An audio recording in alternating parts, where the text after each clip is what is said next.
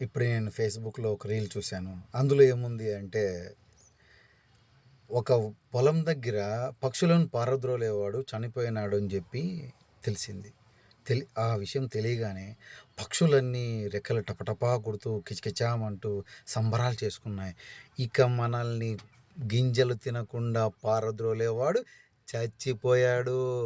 ఇక మనకు అడ్డు ఆపేదిరా అని చెప్పి విచ్చలవిడిగా తినడం మొదలుపెట్టాయి. తర్వాత తదనంతర కాలంలో తెలిసింది ఏంటప్పా అంటే, ఆ గింజలు పండి తమ పొట్టలు నిండడానికి కారణమైన రైతు చనిపోయాడు. అంటే భవిష్యత్తులో నువ్వు కొట్లాడడానికి మాట్లాడడానికి కానీ రైతు అనేవాడు, నీకోసం గింజలు పండించేవాడు లేడు అని అర్థం. అప్పుడు ఎండిపోయిన ఒక కొమ్మ మీద దిగాలుగా కూర్చున్నాయంట పక్షులు. అరే రే, ఎంత పొరపాటు! కనీసం వాడు అదిలించే లోపు 4 గింజలైనా పొట్టలేకపోయేటివి కదా. ఇప్పుడు ఆ గింజలు కూడా లేకుండా వాడు చనిపోయాడని సంబరాలు చేసుకున్నామే. దీంట్లో నీతి ఏంటి అంటే, వెతుక్కున్నోళ్ళకు వెతుక్కున్నంత.